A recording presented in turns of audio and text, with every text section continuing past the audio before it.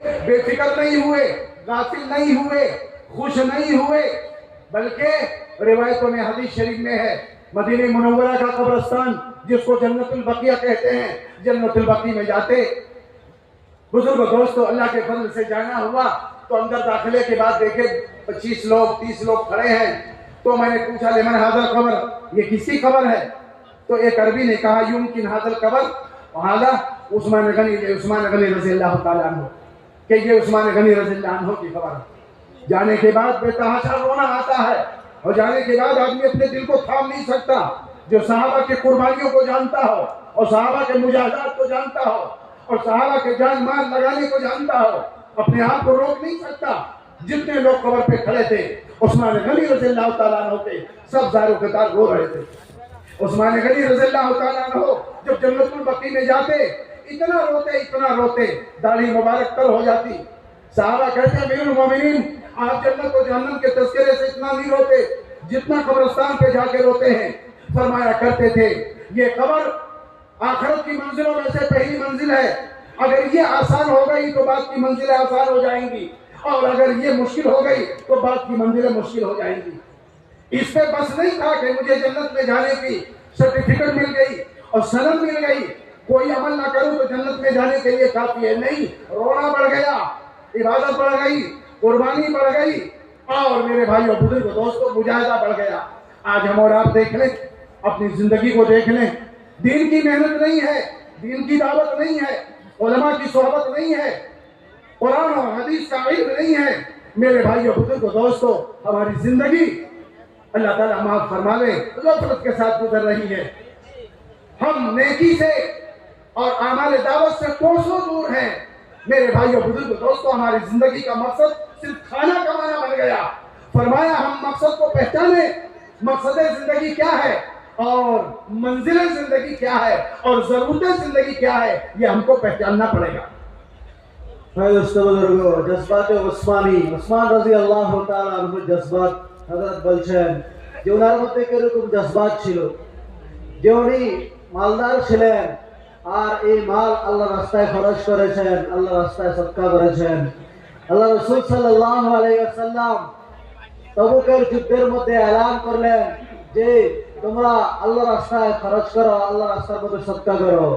তখন হযরত উসমান রাদিয়াল্লাহু তাআলা আনহু এই সফরের মধ্যে, এই যুদ্ধের মধ্যে যে সাহাবাদের সংখ্যা ছিল 30,000, এই 30,000-এর মধ্যে থেকে 10,000 বলছেন যে আমার জিম্মায়, 10,000-এর সওয়ারি, 10,000-এর পুরা তোষা, পুরা ইন্তজাম, পুরা নজম আমার জিম্মায়। 10,000-এর জিম্মেদারি নিয়ে নিলেন হযরত উসমান রাদিয়াল্লাহু তাআলা আনহু। আল্লাহ রাসূল সাল্লাল্লাহু আলাইহি ওয়াসাল্লাম ওনাকে দোয়া দিলেন, খুশি হলেন। তারপরে 1000 স্বর্ণ মুদ্রা, 1000 দিনার এনে আল্লাহ রাসূল সাল্লাল্লাহু আলাইহি ওয়াসাল্লামের দামনের মধ্যে, কোলের মধ্যে ঢেলে দিলেন এবং বললেন যে হযরত আজকে এই স্বর্ণ মুদ্রাগুলো আপনি যেখানে ইচ্ছা খরচ করেন। এরকম জজবা আল্লাহ রাস্তার মধ্যে 1000 স্বর্ণ মুদ্রা খরচ করে দিলেন এবং 10,000 সেনাবাহিনীর দায়িত্বে নিজে নিয়ে নিলেন। তারপরে আল্লাহ রাসূল সাল্লাল্লাহু আলাইহি ওয়াসাল্লাম এই স্বর্ণ মুদ্রাগুলো এরকম ভাবে উল্টাতে লাগলেন, উপর নিচে করতে লাগলেন। আর আল্লাহ রাসূল যখন খুব খুশি হলেন, আর খুশি হওয়ার কারণে আল্লাহ রাসূলের চেহারাটা চাঁদের মতো ঝলমল করতেছিল এবং এই একটা কথা বললেন যে আজকে উসমান এই আমল করেছে, যে আমল আল্লাহ রাস্তার মধ্যে এত কবুল হয়েছে, এরপর যদি আর কোনো আমল নাও করে তারপরও আজকের এই আমল ওনাকে জান্নাতে নেওয়ার জন্য যথেষ্ট হবে। উসমান রাদিয়াল্লাহু তাআলা আনহুর আমল এত আল্লাহ রাসূল এত খুশি হলেন। ভাই দোস্ত বুজুর্গ, কিন্তু উসমান রাদিয়াল্লাহু তাআলা আনহুর মধ্যে এত সুসংবাদ পাওয়ার পরেও কোনো গাফলত ছিল না, বেফিক্রি ছিল না, অহংকার ছিল না, বরং উনি ফিকিরমন্দ ছিলেন। আরো বেশি কোরবানি বাড়িয়ে দিলেন, আরো বেশি ফিকির বাড়িয়ে দিলেন। আল্লাহ রাসূলের জামাই ছিলেন, দুইটা মেয়ে একবার দিগরে ওনার নিকার মধ্যে ছিলেন। আল্লাহ রাসূল সাল্লাল্লাহু আলাইহি ওয়াসাল্লামের জামাই আল্লাহ রাসূলের খুব কাছের। আল্লাহ রাসূলের এত খুশি হলেন ওনার এই দানের কারণে। কিন্তু এত সুসংবাদ পাওয়ার পরেও উনি বেফিকির গাফিল হলেন না, বরং আরো বেশি কোরবানি বাড়িয়ে দিলেন, আরো বেশি মেহনত বাড়িয়ে দিলেন, আরো বেশি আল্লাহ রাস্তার মধ্যে জানমালের কোরবানি বাড়িয়ে দিলেন। হে দোস্ত বুজুর্গ, কিন্তু আমাদের আমাদের হাল বলছেন যে হযরত আমাদের মধ্যে যে এই জিনিস নেই যে আমরা আমাদের মেহনতকে বাড়াই, আমাদের ফিকিরকে বাড়াই, জানমালের কুরবানি বাড়াই, এই জিনিস আমাদের মধ্যে নেই। কিন্তু হযরত উসমান রাদিয়াল্লাহু তাআলা আনহু এত বড় সুসংবাদ পাওয়ার পরেও উনি ওনার মেহনতকে ছাড়লেন না, বরং উনি আরো বেশি মেহনত করতে লাগলেন, আরো বেশি দিনের জন্য কুরবানি মুজাহাদা করতে লাগলেন। ভাই দোস্ত বুজুর্গ, আজকে আমাদের মধ্যে এত বেফিক্রি মেহনত আমরা করি না, দাওয়াতের রাস্তায় খরচ করি না, আল্লাহ রাস্তায় কোনো জানমালের কুরবানি পেশ করি না, কিন্তু আমাদের মধ্যে এরপরেও গাফলাত, বেফিক্রি যে আমরা তো আমল করি, আমরা তো নামাজি, আমরা তো বিভিন্ন ধরনের আমল করি, আমরা আমাদের দিলকে খুশি করার জন্য আমরা বহুত বড় দাবি করি আমরা মুসলমান, আমরা ইমানদার, আমরা নামাজি, রোজাদার, বিভিন্ন কিছু বলে আমরা আমাদের নফসকে খুশি করছি। আর সাহাবাদের জজবাত, সাহাবাদের ফিকিরকে আমরা দেখি না যে সাহাবারা কত বড় জজবাতি ছিলেন, কত বড় আমল আখলাকের মালিক ছিলেন, তারপরেও আল্লাহকে ভয় করতেন, আল্লাহকে রাজি করার জন্য খুব চেষ্টা করতেন। এই বেফিক্রি আমাদের মধ্যে কেন? শুধু মেহনত না থাকার কারণে, গাফলতের কারণে আমাদের মধ্যে এত বেফিক্রি। मेरे भाइयों, बुजुर्गों, दोस्तों, रह गई बात हजरत अली रजी अल्लाह ताला अन्हु की, ये भी दामाद थे। जज्बे अली क्या है, मुख्तसर सिर्फ एक वाकया मैं बयान करता हूँ, अर्ज करता हूँ आपकी खिदमत में। हजरत अली रजी अल्लाह ताला अन्हु से एक गैर ईमान वाले पहलवान का मुकाबला हो गया। हजरत अली रजी अल्लाह ताला अन्हु ने उसको पछाड़ दिया और उसके सीने पे बैठ गए। तलवार लेके उसका सर कलम करने के लिए जब चले तो उसने रिवायतों में लिखा है कि उसने आपके चेहरे पे थूक दिया, और जब थूक दिया तो हजरत अली रजी अल्लाह ताला अन्हु छोड़कर उठ गए। उसने कहा कि उनको और कत्ल कर देना चाहिए था, इसलिए कि गुस्सा बढ़ गया था, लेकिन अल्लाह अकबर, वो जो अमल करते थे वो अल्लाह के लिए करते थे, नफसानियत के साथ नहीं करते थे। अली रजी अल्लाह ताला अन्हु ने फरमाया, पहले मैं जो कत्ल कर रहा था वो अल्लाह के लिए कर रहा था, और तुमने जो थूक दिया मेरे चेहरे पर, मेरा गुस्सा शामिल हो गया। अब गुस्से के बाद मैं कत्ल करता तो अल्लाह के लिए ना होता, ये नफ्स के लिए होता। मेरे भाइयों, बुजुर्गों, दोस्तों, हज़रत इमाम यूसुफ साहब रहमतुल्लाह फरमाया, दुनिया में इस्लाम और ईमान को देखना चाहते हो तो साहबा वाला जज्बा पैदा करो। राफे बिन खदीज और समरा बिन जुंदुब रज़ी अल्लाह ताला अन्हु 14-15 साल के बच्चे हैं और पंजे के बल खड़े होकर ये कह रहे हैं, इजाजत दीजिए, अल्लाह के रास्ते में जाना चाहते हैं। लंगड़े सहाबी अमर बिन जमू रज़ी अल्लाह अन्हु हैं, कहते हैं, या रसूलुल्लाह सल्लल्लाहु अलैहि वसल्लम, मैं भी चाहता हूँ लंगड़े पैर से जन्नत में चलूं, और मुझे इजाजत दीजिए, मैं भी अल्लाह के रास्ते में जाऊं। मेरे भाइयों, बुजुर्गों, दोस्तों, मुसअब बिन उमर रज़ी अल्लाह ताला अन्हु, जो बड़े शान से और बड़े बुजुर्गों, दोस्तों, जो है कीमती जोड़ा पहना करते थे, इतर बाहर से आता था। ईमान लाने के बाद कपड़े उतार लिए गए, नंगा कर दिया गया, माँ ने चादर दे दिया, लेकिन ओहद में बुजुर्गों, दोस्तों, शहीद हो गए। झंडा इन्हीं के हाथ में था, लेकिन उसके बाद जब मसला आया बुजुर्गों, दोस्तों, कफन देने का, तो एक छोटी सी चादर थी, सर पे किया जाता तो पैर खुल जाता, पैर पे किया जाता तो सर खुल जाता। सरकार दो आलम सल्लल्लाहु अलैहि वसल्लम ने फरमाया, सर की तरफ चादर कर दो और पैर की तरफ इस सर के पत्ते डाल दो। सहाबा की कुर्बानियां हैं, सहाबात की कुर्बानियां हैं। बुजुर्गों, दोस्तों, ये दीन हम तक जो पहुंचा है और दीन जो हम तक आया है, मेरे भाइयों, बुजुर्गों, दोस्तों, ये कुर्बानियों के बाद आया है, ये मुजाहिदों के बाद आया है। आज हमने दीन के लिए कोई कुर्बानी नहीं दी। मेरे भाइयों, बुजुर्गों, दोस्तों, अमेरिका से एक नौ मुस्लिम आया जमात के अंदर और उसने बयान किया, और बयान में ये कहा कि सुन लो, अपने इंडिया वालों मुसलमानों से कहा, सुन लो, मैं जो मुसलमान हूँ बाई चॉइस मुसलमान हूँ, और तुम जो मुसलमान हो बाई चांस मुसलमान हो। तुम तो बाई चांस मुसलमान हो, तुम्हारे बाप दादा मुसलमान थे, उनके घर पैदा हो गए तो तुम मुसलमान हो गए। देखो, मैं अमेरिका में रहता हूँ, मैंने इस्लाम को कबूल किया, चॉइस करके, पसंद करके किया है। मैंने अपने आराइश और राहत और आराम को लात मार दिया और मैं मुसलमान हुआ हूँ। तुम तो खानदानी मुसलमान हो। और हकीकत यही है, जो चीज विरासत में मिल जाती है मेरे भाइयों बुजुर्गों दोस्तों, आदमी उसकी कदर नहीं करता, और जिसको खुद कमाता है तो बुजुर्गों दोस्तों उसकी कदर किया करता है। बाप ने वर्षे के अंदर, तरके के अंदर कश्मीरी जो है शाल छोड़ी थी, वो कई हजार की शाल थी, लेकिन बाप ने छोड़ा था। बेटे को विरासत में मिल गई, लेकिन बेटे ने कमा कर 200-400-500 रुपए का जूता खरीदा और जूते को कश्मीरी शाल से साफ कर रहा था। क्यों? ये कश्मीरी शाल बाप का छोड़ा हुआ है और जूता मेरी कमाई का है।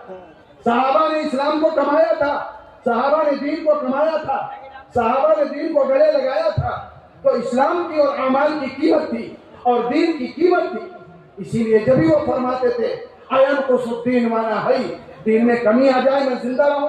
आज हम लोगों ने दीन को कमाया नहीं है, हमने पैसा कमाया है, हमने मकान बनाया है, हमने बड़े कारखाने लगाए हैं, हमने दुकानें बनाई हैं, हमने बिजनेस कायम किया है, उसके लिए पसीना और खून बहाते हैं। दिन चाहे मिट जाए, मस्जिदें वीरान हो जाए, मदरसे बंद हो जाए, नमाज बुजुर्गों दोस्तों चाहे खत्म हो जाए, और नबी की सुन्नत और नबी का तरीका मिट जाए, मुसलमान के पेशानी पे बल नहीं आता।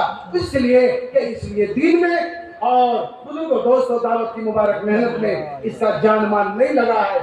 जहाँ जान माल लगता है वहां से मोहब्बत होती है, और जहाँ नहीं लगता उसकी कोई परवाह नहीं होती। दोस्तों बुजुर्गों, जज्बात आली उन्हीं আল্লাহ রাসূল সাল্লাল্লাহু আলাইহি ওয়াসাল্লামের দামাত ছিলেন, জামাই ছিলেন। একটা যুদ্ধের মধ্যে একটা শত্রুর সাথে ওনার মোকাবেলা হলো, আর ওই শত্রুকে উনি পরাজিত করেছিলেন এবং তার সিনার উপরে বসে গেলেন তাকে কতল করার জন্য। তখন সে আলী রাদিয়াল্লাহু তাআলা মুখের মধ্যে থুতু ফেললো।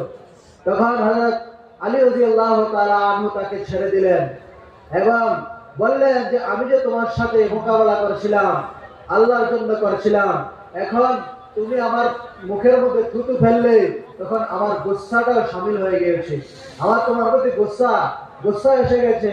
এখন যদি তোমাকে কতল করি আল্লাহর জন্য আর হবে না, আমার জন্য হবে, এই কারণে আমি তোমাকে ছেড়ে দিলাম।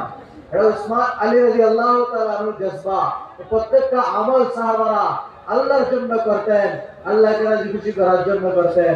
এরকম ভাবে সাহাবাদের মধ্যে জজবা, যে হযরত সামুরা বিন জুনদুব এবং হযরত রাফি বিন খাদিজ রাদিয়াল্লাহু তাআলা আনহু, তাদের বয়স মাত্র 14-15 বছর, কিন্তু আল্লাহর রাস্তার মধ্যে বের হওয়ার জন্য মোকাবেলা করছেন এবং খুব উঁচা দাঁড়িয়ে, মানে নিজের আঙ্গুলের উপরে দাঁড়িয়ে নিজেকে বড় বানিয়ে আল্লাহ রাসূলের সামনে পেশ করছেন যে আমি যুদ্ধ করার উপযুক্ত, আমাকে আল্লাহ রাস্তায় যুদ্ধে নিয়ে যান, আল্লাহ রাস্তার মধ্যে আমাকে নিয়ে যান। এটা সাহাবাদের জজবা ছিল, জান মাল আল্লাহ রাস্তার মধ্যে লাগানোর জজবা, বাচ্চার মধ্যে জজবা। হযরত আমর বিন জামুহ রাদিয়াল্লাহু তাআলা আনহু ল্যাংড়া সাহাবী, ওনার পায়ের মধ্যে ওজর আছে, উনি ভালো করে চলতেও পারে না, তারপরে উনি এই পাও নিয়ে আল্লাহর রাস্তার মধ্যে বের হলেন, এই ল্যাংড়া পাও নিয়ে আল্লাহর রাস্তার মধ্যে বের হলেন। এই সাহাবাদের জজবা। হযরত মুসআব বিন উমাইর রাদিয়াল্লাহু তাআলা আনহুর জজবা, যে উনি বহুত বড় মালদার ছিলেন, ওনার যে উনি যে ড্রেস করতেন এটা বহুত দামি, কয়েকশো দিরহামের এটা স্বর্ণ মুদ্রার লেবাস উনি করতেন। কিন্তু উহুদের যুদ্ধের মধ্যে ইসলামের পতাকা ওনার হাতে ছিল, আর উনি এই যুদ্ধের মধ্যে শহীদ হয়ে যান। যখন ওনাকে দাফন করার মামলা এলো, কাফনের জন্য ওনার কাছে কোনো কাপড় ছিল না, কাফন স্যার একদিকে ঢাকলে আর দিয়ে খুলে যেত। এরকম সাহাবারা দিনের জন্য সবকিছু উজাড় করেছেন, তাদের জজবা এটা ছিল দিনকে কায়েম করার জন্য জান মাল সবকিছু লাগানো, তাদের জজবা ছিল, তাদের ফিকির ছিল। ভাই বুজুর্গ, আজকে আমাদের জজবা সেরকম নাই যে দিনকে কায়েম করতে হবে, সেরকম জজবা আমাদের মধ্যে নেই। এই কারণে হযরত মাওলানা ইউসুফ সাহেব রাহমাতুল্লাহ আলাইহি বলেন যে আজকে যদি দুনিয়ার মধ্যে আমরা ঈমানকে, দ্বীনকে দেখতে চাই, যে দ্বীন সারা দুনিয়ার মধ্যে চমকে উঠুক, ঈমান সারা দুনিয়ার মধ্যে চমকে উঠুক, ঈমানের নূর, দ্বীনের নূর সারা দুনিয়ার মধ্যে চমকে উঠুক, ইসলামের পরিবেশ কায়েম হয়ে যাক, তাহলে বুজুর্গো আমাদের সমস্ত জজবাগুলিকে ত্যাগ করে সাহাবাদের জজবার উপরে আমাদের জীবনকে পরিচালিত করতে হবে। সাহাবাদের জজবা আমাদের জিন্দেগির মধ্যে আনতে হবে। তখন এই আবু বকর ওয়ালা জজবা, ওমর ওয়ালা জজবা, উসমান ওয়ালা জজবা, আলী ওয়ালা জজবা যখন আমাদের জিন্দেগির মধ্যে আসবে, সারা দুনিয়ার মধ্যে ইসলামের নূর চমকাবে, দিনের নূর ইসলাম দুনিয়ার মধ্যে চমকাবে।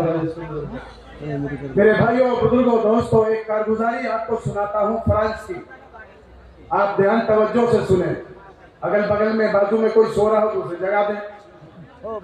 अल्लाह ताला सबको कबूल फरमाए, आमीन। भाई सब लोग जाग रहे हैं? सो रहा है अल्हम्दुलिल्लाह।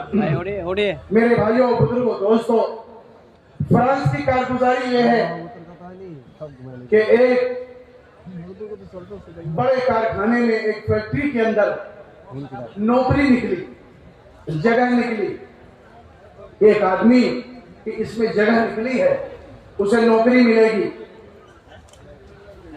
तो उस नौकरी के लिए बहुत सारे लोगों ने दरखास्तें दी, एप्लीकेशन दिया, बहुत सारे लोगों ने दिया। एक आदमी की दरखास्त मंजूर हो गई। उस कंपनी ने बुलाया कि भाई फला साहब की दरखास्त मंजूर है, इंटरव्यू के लिए उनको बुलाया जाए। तो ये जो साहब गए, ये कुर्ते वाले थे, पायजामे वाले थे, दाढ़ी वाले थे, टोपी वाले थे। मेरे भाइयों, बुजुर्गों, दोस्तों, इस पे मैं अर्ज कर रहा हूं, यकीन बड़ी दौलत है। यकीन मुहकम अमल पे हम, मोहब्बत फाते है आलम। यकीन बनाओ, अल्लाह के नबी सल्लल्लाहु अलैहि वसल्लम ने इरशाद फरमाया, अव्वल सलाह हाज़िही उम्मा बिल यकीन व ज़ौक़।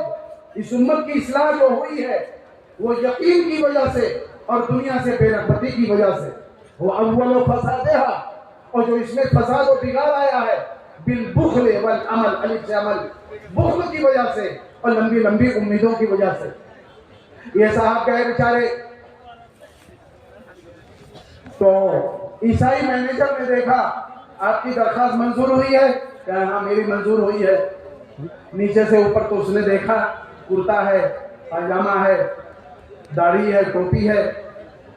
उसने कहा कि भाई आप इस हुलिया वज़ाकता में और इस लिबास में तो आपको नौकरी नहीं मिलेगी। उस जमाने में लंबी रकम थी, 50-60 हजार तनख्वाह। आज से करीब 35-40 साल पहले कि इतनी लंबी तनख्वाह और सैलरी आपको मिलेगी, लेकिन इस शक्ल में नहीं मिलेगी। कि फिर क्या करना पड़ेगा?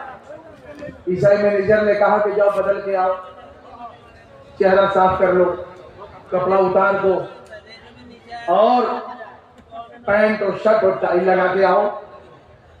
अब ये घर गया। बुजुर्गों, दोस्तों, यकीन में कच्चा था। जो कच्चे होते हैं हम जैसे लोग, बुजुर्गों, दोस्तों, ये हर जगह नाकामी का मुंह देखते हैं। उलमा ने कहा, कहने वालों ने कहा है, दो रंगी छोड़ दे, एक रंग हो जा, सरासर मोम या संग हो जा।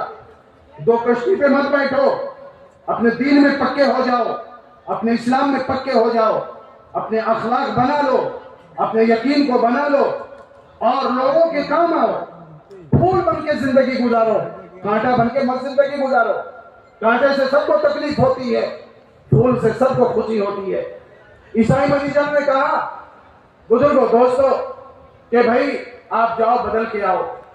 तो ये बेचारा घर आया तो वालिदैन की जिंदगी में भी दीन नहीं था और वो भी बेदीन थे, घर में दीन का कोई माहौल नहीं था। उसने कहा कि मैनेजर ने ये कहा है सब बदल के आओ तो नौकरी मिलेगी वरना नहीं मिलेगी।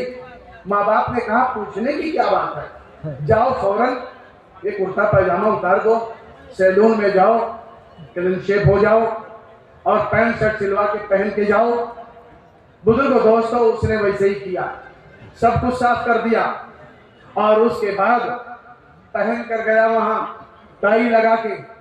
ईसाई मैनेजर ने कहा हमारे यहाँ जो जगह निकली है वो कैशियर की जगह निकली है, खजांची की जगह निकली है, पैसों को रखना है, देखना है, बड़ी अमानतदारी की बात है। फैक्ट्री के मालिक ने कहा है किसी पक्के मुसलमान को रखना यहाँ। आपकी दरखास्त मंजूर हुई थी मुसलमान होने की वजह से, मैं तो इम्तिहान दे रहा था, आप अपने इस्लाम में कितने पक्के हैं कितने कच्चे हैं। अच्छा मैंने कहा बदल के आओ, अगर आप पक्के होते तो न बदलते, मैं आपको रख लेता। आप तो कच्चे निकल गए, तो आपको अब नौकरी नहीं मिलेगी, आप अपने घर जाओ। ये पक्के मुसलमान को नौकरी मिलेगी। न खुदा ही मिला, न वसाले सलम, न इधर के रहे न उधर के रहे।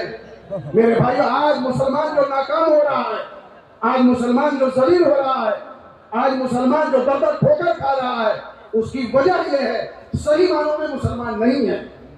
अगर मुसलमान मुसलमान बन जाए और मुसलमान अखलाक वाला बन जाए और मुसलमान ईमान वाला बन जाए, वो अल्लाह वाले ख्वाजा मोइनुद्दीन चिश्ती अजमेरी रहमतुल्लाह अलैह आज दुनिया से चले गए, हजारों लोग उनकी कब्र पे जा रहे हैं।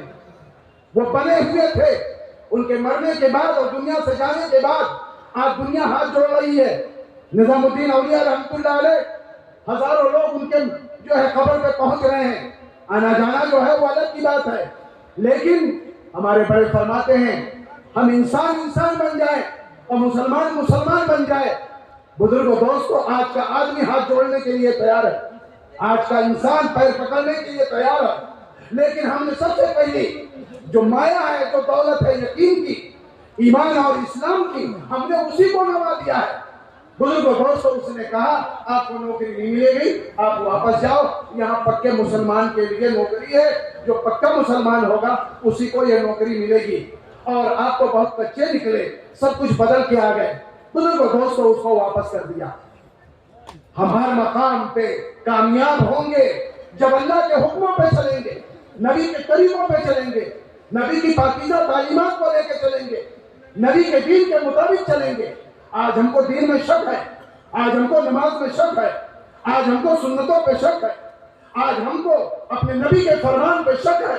बुजुर्गों, दोस्तों, और नसारा के तरीकों में हमको यकीन है इज्जत यहाँ से मिलेगी, सरबलंदी यहाँ से मिलेगी और दुनिया में एडवांस हम यहाँ से समझे जाएंगे। यही उम्मत की बीमारी है और यही उम्मत का सबसे बड़ा रोग है। হযরত বলছেন যে আজকে আমাদের মধ্যে দ্বীনের কোনো কদর কিমত নাই, এই কারণে যে আজকে আমাদের দ্বীনের জন্য জানমালের কুরবানি লাগেনি। যে একজন মানুষ ইসলাম কবুল করেছে, আমেরিকার মধ্যে একজন মানুষ ইসলাম কবুল করেছে, ও ইসলাম কবুল করার পরে সে বলছিল যে আমি ইসলাম বাই চয়েস কবুল করেছি, আমি চয়েস করে কবুল করেছি। আর তোমরা এখন আমাদেরকে বলছে যে তোমরা যে ইসলাম কবুল করেছো এটা বাই চান্স কবুল করেছো। আমরা বাই চান্স, আমাদের জন্মসূত্রে আমরা মুসলমান, কিন্তু আমাদের ওই বলছে যে আমি এটা চয়েস করেছি, এটা আমি এখতিয়ার করেছি, আমার ইরাদার মাধ্যমে এই ইসলামকে আমি কবুল করেছি। জানমালের কুরবানি লেগেছে, তার জীবনের মধ্যে ইসলামের কদর কিমত ছিল। হযরত বলছেন যে একটা মানুষ ছিল, সে তার ওরাসতের সূত্রে সে একটা বহু দামি কাশ্মীরি শাল পেল তার বাবার, আর সে নিজের কামাইয়ের মাধ্যমে 300 টাকা দিয়ে একটা জুতা কিনলো, এক জোড়া জুতা কিনলো, কিন্তু ওই দামি কয়েক হাজার টাকার কাশ্মীরি শাল দিয়ে তার 400 টাকা 300 টাকার জুতা সাফ করছে। কেন? এই জুতার মধ্যে তার জানমাল লেগেছে, এটার কত কিমত আছে। আর কাশ্মীরি শাল ওরাসতের মধ্যে পেয়েছে, এর মধ্যে জানমাল লাগেনি। এই কারণে হযরত বলছেন যে আজকে আমাদের দিনের জন্য সুন্নাত ছুটে যায়, আমল ছুটে যায়, আমাদের দিনের মধ্যে কোনো ব্যথা নেই, দিনের জন্য কোনো কিমত নেই, কোনো আমাদের ব্যথা লাগে না। কেন? জানমালের কুরবানি আমাদের জন্য, দিনের জন্য আমরা লাগাইনি, এই কারণে দিনের কদর কিমত আমাদের মধ্যে নেই। তারপরে হযরত বলছেন আরেকটা ওয়াকিয়া ফ্রান্সের মধ্যে হয়েছে। এই ওয়াকিয়াটা হয়েছে যে ফ্রান্সের মধ্যে একটা ফ্যাক্টরি, এই ফ্যাক্টরির মধ্যে একটা পোস্টের মধ্যে চাকরি দেওয়ার জন্য একটা সিট খালি আছে। তখন ইন্টারভিউর জন্য বিভিন্ন লোক ডাকানো হলো। তো একজন মুসলমান ওই ইন্টারভিউর মধ্যে পাস করেছে, তার নাম এলো। তখন সে যখন ইন্টারভিউ করে তখন তার নাম এলো, তখন সে ম্যানেজারের সাথে, ইসাই ম্যানেজার, ওই ম্যানেজারের সাথে দেখা করতে গেল। তখন তাকে বলা হলো যে তুমি তুমি তো, তার তো কুর্তা পায়জামা ছিল, মুখের মধ্যে দাড়ি ছিল, মুসলমান ছিল। তখন সে বলল, ইসাই ম্যানেজার বলল, ভাই এই যে পোস্টটা খালি আছে, এটা এই পোস্টের মধ্যে তুমি মুসলমান ঠিক আছে, কিন্তু এই লেবাস সুরতে, এই সুরতের মধ্যে এই পোস্টে চাকরি করা যাবে না। তোমার এই কুর্তা পায়জামা তোমাকে চেঞ্জ করতে হবে, প্যান্ট আর টি শার্ট পরতে হবে, আর তোমার মুখ দাড়ি সাফ করতে হবে। তখন সে ইমানের কাজটা ছিল, মুসলমান ছিল কিন্তু ইমানের কাজটা। তখন সে বাড়ি ফিরে এলো আর মা বাবাকে জিজ্ঞাসা করলো, মা বাবাও দিনদার ছিল না। তখন মা বাবাকে বললো, মা বাবা বললো, এটার মধ্যে বলার কি আছে, জিজ্ঞাসা করার কি আছে, তুমি চেঞ্জ করো তোমার কাপড় আর সেলুনে গিয়ে তোমার মুখ তুমি সাফ করো, দাড়ি কাটো। তখন সে সেলুনে গেল, তার তার লেবাসে পাল্টিয়ে গেল, আবার সেই ম্যানেজারের সাথে দেখা করতে গেল। তারপরে ম্যানেজার তাকে বলল, ভাই এই যে সিটটা খালি আছে, এই ফ্যাক্টরির যে সিট খালি আছে, এই সিটটা হলো খাজানচি অর্থাৎ ক্যাশিয়ারের একটা পোস্ট। এই পোস্টের মধ্যে একজন আমানতদার লাগবে। এই ফ্যাক্টরির মালিক বলেছেন একজন সচ্চা খালিস ইমানদার লাগবে এই সিটের জন্য। সে ম্যানেজার লাগবে, যে ক্যাশিয়ার লাগবে, ক্যাশিয়ার আমানতদার হতে হবে। আর তোমার ইন্টারভিউর মধ্যে তোমার নাম এই জন্য এসেছে তুমি মুসলমান, আর আমি তোমাকে পরীক্ষা করেছি, তুমি কি খাঁটি মুসলমান না তুমি দুর্বল মুসলমান। আমি তোমাকে পরীক্ষা করেছি আর তুমি তো আমার কথা মতে সব পাল্টে এলে, তোমার কুর্তা পায়জামা তুমি খুলে নিলে আর তোমার দাড়ি তুমি সাফ করে নিলে, বোঝা গেল ভাই তুমি একটা দুর্বল মুসলমান। আর ফ্যাক্টরির মালিক বলেছে এই পোস্টের মধ্যে একজন খাঁটি ইমানদার লাগবে। তার হযরত বলছেন, না খুদাহি মিলা না বিসালে সালাম, না নৌকরি পেল না চাকরি পেল, চাকরিও শেষ। যে লালচ করেছে আজ মেহরুম হয়ে গেল, চাকরিও পেল না, আর নিজের লেবাস, নিজের শনাক্ত, নিজের আলামত, ইসলামের আলামত গুলি শেষ করে দিল।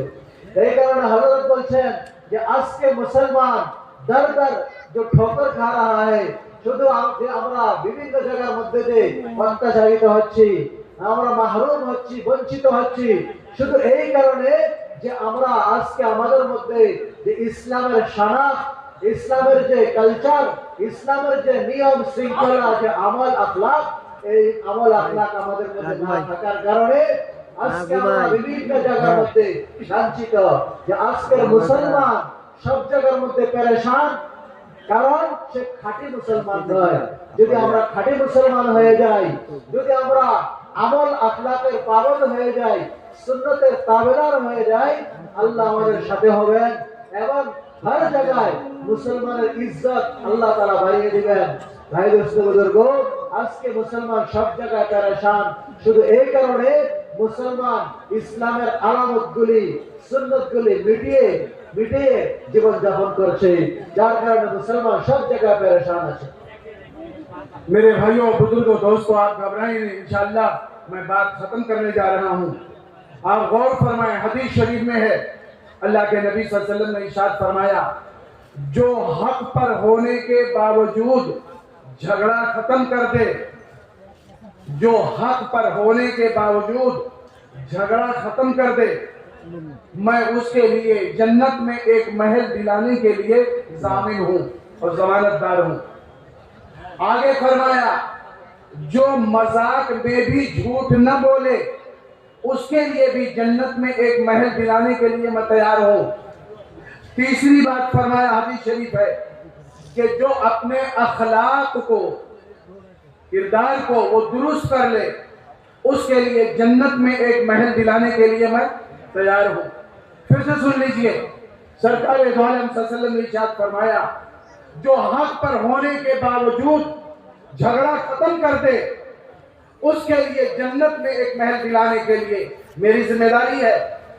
और जो मजाक में भी झूठ न बोले, उसके लिए भी जन्नत में एक महल दिलाने की मेरी जिम्मेदारी है। और जो अपने अखलाक को अच्छा बना ले, उसके लिए भी जन्नत में एक महल दिलाने की जिम्मेदारी है। হযরত বলছেন, যে ব্যক্তি হকের উপরে থেকেও ঝগড়া ছেড়ে দেয়, মানুষটা হকের উপরে আছে, আমার কথা সত্য, তার উপরে সে ঝগড়া করে না, আল্লাহ রাসূল সাল্লাল্লাহু আলাইহি সাল্লাম বলেন তার জন্য আমি জান্নাতের মধ্যে একটা ঘরের জিম্মেদার হয়ে যাব। তারপরে বলছেন যে নিজের আখলাককে দুরুস্ত করে নেয়, নিজের আখলাককে সুন্দর বানিয়ে নেয়, তার জন্য জান্নাতের মধ্যে আল্লাহ রাসূল একটা ঘরের জিম্মেদার, একটা মহলের জিম্মেদার। তারপরে বলছেন যে মজাকের মধ্যেও মিথ্যা কথা বলে না, ঠাট্টা বিদ্রুপ করতে গিয়েও মিথ্যা কথা বলে না, আল্লাহ রাসূল বলছেন তার জন্য আমি জান্নাতের মধ্যে একটা ঘরের জিম্মেদার আমি নিতে আসি। তিনটা কথা বলছেন যে হকের উপরে থাকেও ঝগড়া না করা, আর মিথ্যা কথা ঠাট্টা বিদ্রুপের সময়ও মিথ্যা কথা না বলা, আর নিজের আখলাককে সুন্দর করা। এই তিন আমলের উপর আল্লাহ রাসূল সাল্লাল্লাহু আলাইহি সাল্লাম বলেছেন যে জান্নাতের মধ্যে আমি তার জন্য একটা ঘরের জিম্মেদারি নিচ্ছি। मेरे भाइयों, बुजुर्गों, दोस्तों, सच बहुत अच्छी चीज है। सच तो सच है, लेकिन किताबों में लिखा है, फरमाया उस सच से वो झूठ बेहतर है। आप लोग तवज्जो दीजिएगा, सब लोग। फरमाया कि उस सच से वो झूठ बेहतर है जिस सच के बोलने से दो लोगों में कत्ल हो जाए, जिस सच के बोलने से दो लोगों में कत्ल हो जाए, इस सच से वो झूठ बेहतर है जिस झूठ के बोलने से कत्ल ना हो और सुलह हो जाए। হযরত বলছেন সত্য কথা তো ভালো, সত্য কথা তো সত্য কথাই ভালো, কিন্তু হযরত বলছেন যে এই সত্য থেকে ওই মিথ্যা কথা, এই সত্য থেকে ওই মিথ্যা কথাটা ভালো। বলা বলছেন এই সত্য কথা, যদি একটা সত্য কথা এখন বলা হয়, দুইজন মানুষের কতল হয়ে যাবে, দুইজন মানুষের হত্যা হয়ে যাবে। বলা হয়েছে ওই সময় মিথ্যা কথাটা এই সত্য থেকে উত্তম।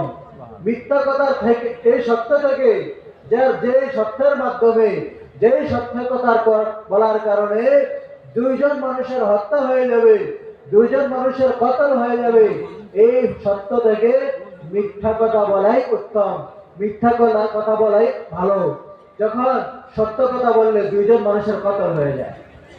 मेरे भाइयों, बुजुर्गों, दोस्तों, आप गौर फरमाएं, उलमा ने लिखा है चांद और सूरज पे जाने वाला अक्लमंद नहीं है। हम लोग मुतासिर हो जाते हैं, मरूब हो जाते हैं, साहब चांद पे गए, साहब सूरज पे जा रहे हैं। फरमाया चांद और सूरज पे जाने वाला अक्लमंद नहीं है, बल्कि चांद और सूरज के बनाने वाले अल्लाह तक जाने वाला अक्लमंद है। जो साथ चांद और सूरज को पहचाने और चांद सूरज के बनाने वाले अल्लाह को ना पहचाने, वो अक्लमंद नहीं हो सकता। हमारे नबी हजरत मोहम्मद सल्लल्लाहु अलैहि वसल्लम आज 1400-1500 बरस पहले, बुजुर्गों, दोस्तों, मेराज पे तशरीफ ले गए और चांद सूरज के बनाने वाले अल्लाह के पास गए और राज और नियाज की बातें की, और नमाज में वो जो है तोहफे में नमाज लेकर आए और फरमाया जो 5 वक्त की नमाज पढ़ेगा उसको 50 वक्त नमाज पढ़ने का अज्र दिया जाएगा। सरकार ने फरमाया सुन लो, मिफ्ताहुल जन्नह अस्सलात, नमाज जो है ये जन्नत की कुंजी है और जन्नत की चाबी है। वो मिफ्ताहुल सलात अत-तहूर, और नमाज की कुंजी पाकी और वजू है। मेरे भाइयों, बुजुर्गों, दोस्तों, तालीम दी है। सरकार दो आलम सल्लल्लाहु अलैहि वसल्लम ने हिजरत करने के बाद हर ईमान वाले को मस्जिद से जोड़ा, और बुजुर्गों, दोस्तों, सारे मदीने मुनव्वरा में बाले मर्द, बुजुर्गों, दोस्तों, मस्जिद नबवी से जुड़ गए, और मस्जिद नबवी में आमाल, मुख्तलिफ आमाल हो रहे थे।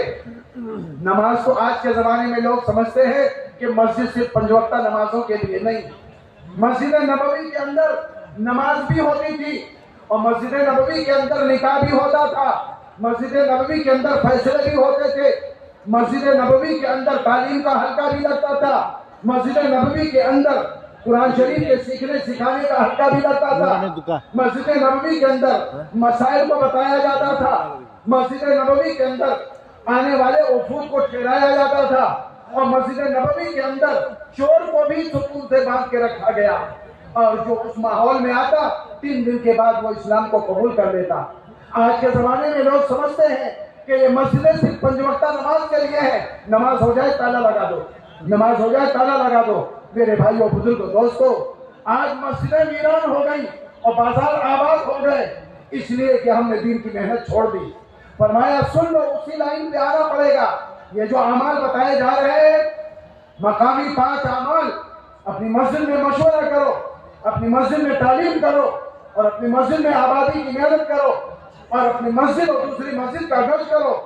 और इसी तरीके से महीने में 10 दिन, नए लोगों के लिए 3 दिन है, चलो कम से कम 3 दिन अल्लाह के रास्ते में निकलो, अपने घर में 5 अमाल के साथ तालीम करो और बुजुर्गों दोस्तों रोजाना और माहाना और सालाना मेहनत में लगो और हफ्तावारी मेहनत में लगो। ये रास्ते हैं जिंदगियों के दीन में आने के लिए। बुजुर्गों दोस्तों, जो इसके लिए अपने वक्त को फारिग करेगा, अपने आप को लगाएगा, उसकी जिंदगी में दीन आएगा, उसके बच्चों में दीन आएगा, उसके घर वालों में दीन आएगा। फरमाया मर्दों को मस्जिद से जोड़ो, बच्चों को मकतब से जोड़ो और माँ बहनों को हफ्तावारी तालीम से जोड़ दो, ताकि सबके जज्बात बने। मेरे भाइयों बुजुर्गों दोस्तों, आप गौर फरमाएं, आज लोग कहते हैं कि आमदनी बहुत है लेकिन परेशानी बहुत है। तो क्या हुआ?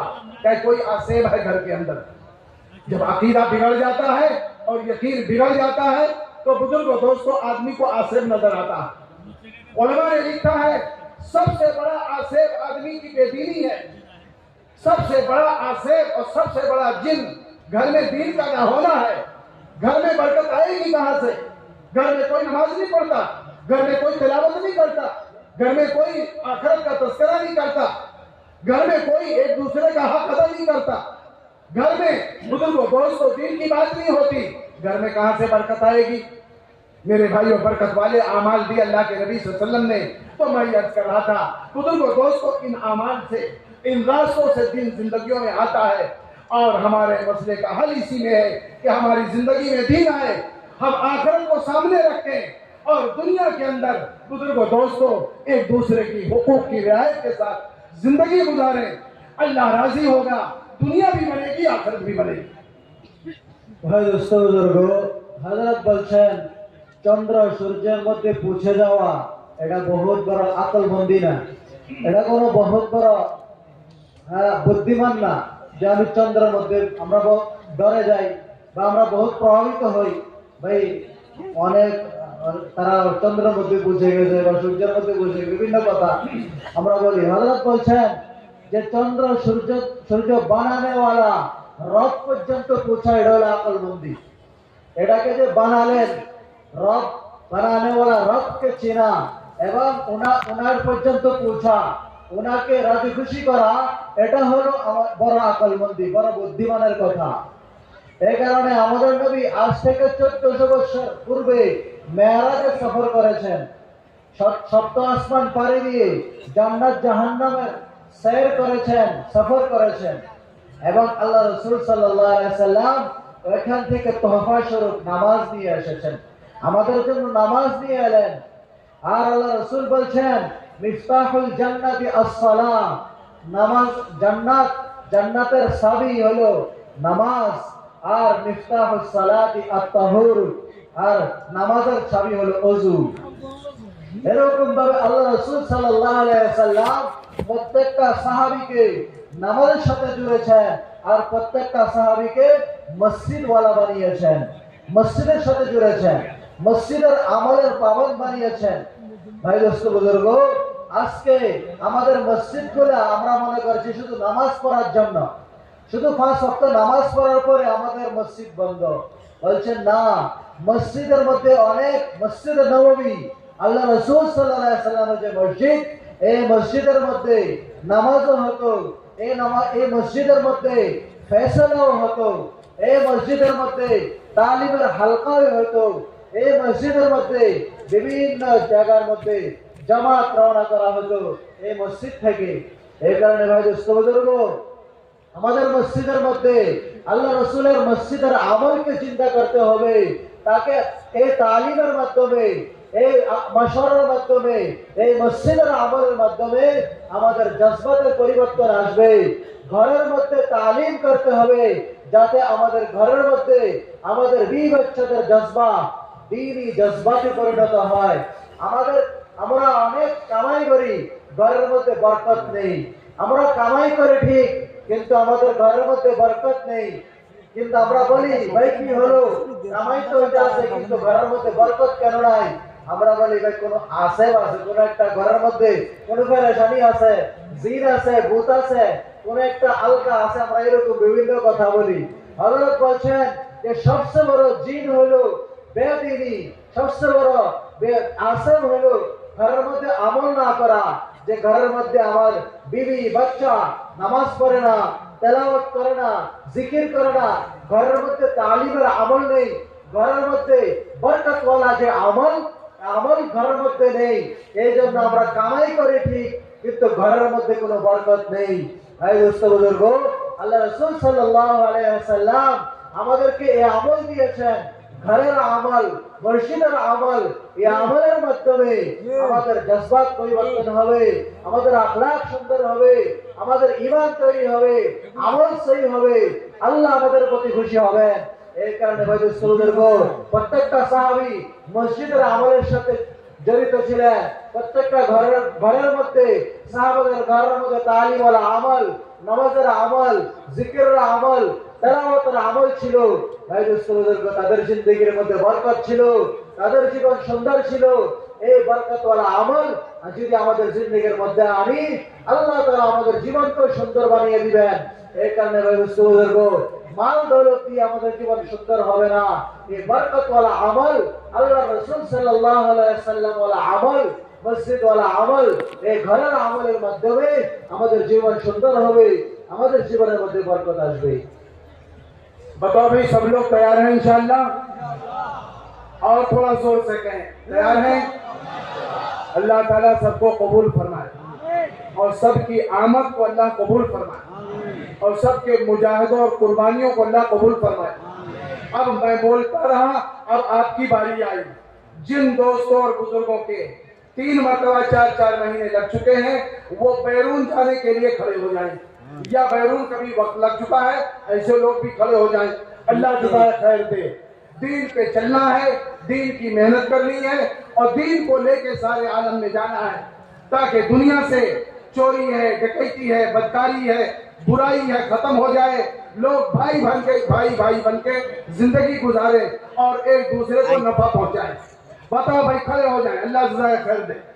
जिनके 3-3 मरतबा 4 महीने लग चुके हैं, वो अपनी जगह खड़े हो जाए। अल्लाह कबूल फरमाए। দাঁড়িয়ে যাই। হযরত বলছেন এতক্ষণ